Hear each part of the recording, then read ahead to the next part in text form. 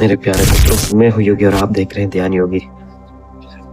चेतना से परमात्मा तक जीवन एक खोज यह ओरिजिनल ऑडियो बुक है और जीवन एक खोज ओशो द्वारा रचित है और बहुत ही शानदार होने वाली है। क्या आप जन्मदिन से लेकर मृत्यु के क्रम को ही जीवन जानते हैं? आप जीवन किसे कहते हैं? जीवन आखिर है क्या? क्यों हमारा मनुष्य जन्म हुआ है? प्यास क्या होनी चाहिए? इन्हीं सवालों के जवाब जानने के लिए पूरा वीडियो देखें। इससे पहले कि आप वीडियो में खो जाएं, चैनल को सब्सक्राइब कर लें, लाइक और शेयर कर दें। तो आइए शुरू करते हैं। जीवन क्या है? जीवन एक खोज। नमस्ते मेरे प्यारे मित्रों और आध्यात्मिक जिज्ञासुओं। क्या कभी आपने सोचा है कि हम असल में जी रहे हैं या फिर एक गहरी नींद में है? क्या आपका जीवन सिर्फ सांस लेना, खाना पीना और दिन गुजारना है या इसके पीछे कोई गहरा मकसद है? आज हम ऐसे विषय से उतरने वाले हैं जो जीवन को देखने के तरीके के हमेशा के लिए बदल देगा। मैं आपको विश्वास दिलाता हूँ कि इस यात्रा के अंत तक आप खुद को संसार में गहरे सवालों के जवाब पाना शुरू कर देंगे। क्या आप जानते हैं हमारा पूरा अस्तित्व एक बड़ी गहरी प्यास से जुड़ा है, एक प्यास जिसके बिना जीवन की कोई भी सच्ची खोज शुरू नहीं हो सकती। और अगर प्यास सही रास्ते पर न जाए तो आपका जीवन और भी गहरे असंतोष और पीड़ा से भर जाता है। सबसे हैरान करने वाली बात यह है कि इस पूरी यात्रा का एक द्वार है जिसके बिना आप परमात्मा के जीवन में प्रवेश कर ही नहीं सकते। हम में से ज्यादातर लोग अनजाने में उस द्वार से दूर जा रहे हैं। आज हम जीवन के सबसे पवित्र क्षेत्र में प्रवेश करने वाले हैं। यह क्षेत्र यहाँ आत्मा परमात्मा से मिलन होता है। तैयार हो जाइए, क्योंकि यह चर्चा आपके भीतर एक चिंगारी जलाएगी जो आपके पूरे अस्तित्व को बदल सकती है। क्या आप इस अद्भुत यात्रा के लिए तैयार हैं? अगर हाँ, तो अभी इस वीडियो को लाइक करें। और पूरी वीडियो देखने का टाइम नहीं है तो कोई बात नहीं, आप वीडियो को वॉच लेटर में सेव कर लीजिए, क्योंकि इस वीडियो में इतने जबरदस्त पॉइंट है जिन्हें आप छोटे छोटे टुकड़ों में भी देख सकते हैं। हर बार कुछ नया सीख पाएंगे। तो चलिए शुरू करते हैं जीवन की खोज के पहले प्रवचन से, जो प्यास भाग 1 प्यास, सत्य की पहली सीढ़ी। ओशो अपने पहले प्रवचन योगी अपने आत्माओं का स्वागत करते हैं। इसका प्रथम पार्ट है प्यास। प्यास किस चीज की होनी चाहिए? प्यास क्या है? इसके बारे में सब कुछ नया। तो चलिए शुरू करते हैं जीवन की खोज के पहले प्रवचन से। एक प्यास सत्य की पहली सीढ़ी है।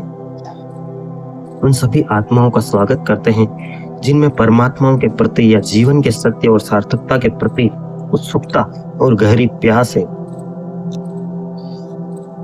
उनका मानना है कुछ लोग मात्र सुनने या समय बिताने के लिए आते होंगे, लेकिन उनका स्वागत भी है इसलिए क्योंकि कई बार अनायास ही कोई सत्य हृदय किसी तार को झंझना देता है। हम जिनके लिए तैयार नहीं होते हैं उसकी तैयारी का आरंभ हो जाता है।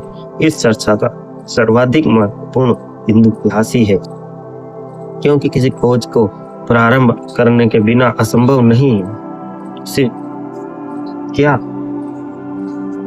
किसी खोज को प्रारंभ के बिना स्वीकार करना असंभव नहीं है? एक मौलिक प्रश्न से शुरुआत करते हैं। क्या हम सच में जी रहे हैं? वे कहते हैं कि साधारणतः हम मान लेते हैं कि हम जी रहे हैं, लेकिन वास्तव में बहुत कम लोग ही एक ठीक ठाक अर्थों में जीवन जीते हैं। अधिकांश लोग जीवन के रहस्यमय पहलुओं से अपरिचित होते हैं और अनजान ही रह जाते हैं। ये एक नहीं जान पाते उनके भीतर कौन सी रहस्यपूर्ण सत्ता है, कभी नहीं जान पाते निवास कर रही है। ऐसे जीवन में आनंद या शांति की अपेक्षा करना अस्वाभाविक होगा, बल्कि यह स्वाभाविक है कि ऐसा जीवन दुख, चिंता, परेशानी और पीड़ा का रूप ले ले। नहीं समझे? उदाहरण, अगर आप कार चलाना नहीं जानते, ड्राइविंग जानते ही नहीं और आपको अचानक कार में बिठा दे, स्टार्ट करके गियर डाल दे, तो आप कार को कैसे चलाएंगे? एक्सीडेंट करेंगे ना। आप कोई मेनू कार्ड के साथ तो नहीं आए हैं, भगवान ने भेजा, ना कोई गारंटी कार्ड के साथ। तो इसी को समझते हैं। परेशानी पीड़ा का रूप ले लेगा। हमारा जीवन अक्सर होता है। यदि हमें अपने होने का प्रयोजन का अर्थ ही पता न चले तो जीवन एक बोझ बन जाता है। घटनाएं घटती है, समय व्यतीत होता है और हम जन्म से मृत्यु तक की यात्रा पूरी कर लेते हैं, लेकिन किसी सार्थकता, कृतार्थता या धन्यता का अनुभव तक नहीं कर पाते। जीवन की सार्थकता को जानने के लिए सबसे पहली और आवश्यक शर्त है कि भीतर कोई प्यास हो। बुद्ध और प्यास की खोज। योगी एक मार्मिक कथा जो प्यास के महत्व को दर्शाती है। बुद्ध एक गांव के पास ठहरे थे जब एक व्यक्ति ने उनसे पूछा, इतने सालों से लोगों को परमात्मा, मोक्ष, आत्मा के बारे में समझाने के बाद भी कितने लोगों को परमात्मा मिला है? बुद्ध ने उस व्यक्ति की बात को स्वीकार किया। बुद्ध 3 बार में सुनते थे। तीसरी बार जब उसने पूछा तो बुद्ध मुस्कुराए और उसे एक काम दिया, गांव जाकर पूछो कि कितने लोगों को परमात्मा की चाहत है। या तुम यूं पूछो कि कुछ लोगों को पूछो कि तुम क्या चाहते हो जीवन में, आज भगवान प्रकट हो जाए तो तुम भगवान से क्या चाहते हो? वह व्यक्ति पूरे दिन गांव में घूमा, सबसे मिला, लेकिन कोई भी परमात्मा को नहीं चाहता था। कुछ लोग धन, पद या यश चाहते थे, कुछ मिनिस्टर बनना चाहते हैं, कुछ नेता बनना चाहते हैं। परमात्मा को चाहने वाला कोई नहीं था। जब वो लौटा तो बुद्ध ने कहा, परमात्मा किसी पर थोपा नहीं जा सकता, क्योंकि जब तक भीतर प्यास ना हो कोई भी किसी को कुछ दे नहीं सकता। प्यास हो तो पानी की खोज होती है और प्यास हो तो पानी अवश्य मिल जाता है। अब जैसे आपको ज्ञान की प्यास है ही नहीं, मैं जबरदस्ती आपको रोज कहूँ कि वीडियो देखो, ये देखो, जीवन के परमात्मा की, ध्यान योगी मोटिवेशन की जबरदस्ती सब्सक्राइब करो। अरे आप खुद जबरदस्ती ढूंढेंगे ध्यान योगी मोटिवेशन की प्यास की वीडियो, तो आपको प्यास लगी होगी तो आप पानी पियोगे। प्यास तो पानी अवश्य मिल जाता है। यह कहानी समझाती है हमारे भीतर कोई तीव्र प्यास या असंतोष नहीं है। हम जैसे हैं उससे करीब करीब संतुष्ट हैं और हमें असंतोष की कोई गहरी ज्वाला महसूस अब तक महसूस ही नहीं हुई। असंतोष धार्मिक व्यक्ति का प्रथम लक्षण। ओशो एक क्रांतिकारी विचार प्रस्तुत करते हैं योगी। जहां धार्मिक लोग असंतोष की शिक्षा देते हैं, वहीं योगी कहते हैं कि असंतोष हो जाए।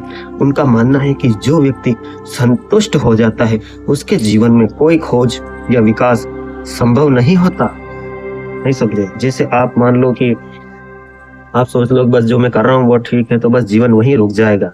आप जानते हो कि हाँ मैं सब कुछ जानता हूँ, तो जीवन वहीं रुक जाएगा।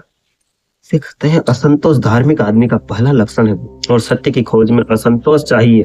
जीवन जैसा है उससे असंतुष्टि होनी चाहिए। हम अक्सर जीवन की चीजों से असंतुष्ट होते हैं, जैसे पद या धन से, धन पर जीवन से नहीं। जो मनुष्य वस्तुओं से असंतुष्ट है उसकी धर्म में कोई उत्सुकता नहीं होती, लेकिन जो व्यक्ति जीवन से ही असंतुष्ट हो जाता है उसका धर्म में प्रवेश आरंभ हो जाता है। यह जरूरी है कि हमारे असंतोष की दिशा बाहर की चीजों से हटकर भीतर की तरफ हो जाए। जो व्यक्ति अपने भीतर के प्रति असंतुष्ट हो जाता है अनिवार्य रूप से सत्य की खोज की प्यास को अपने भीतर जगाता हुआ महसूस करता है। दूसरा भाग देखने के लिए कमेंट करें। Thanks for watch, love you all friend. आप सबके भीतर बैठे हुए परम पिता परमेश्वर को प्रणाम करता हूँ। Welcome and thank you for watching. Please like, share and subscribe as the full video is yet to come. Sir क्या बात है सर, क्या बात, ये बात है। अरे सर क्या बात।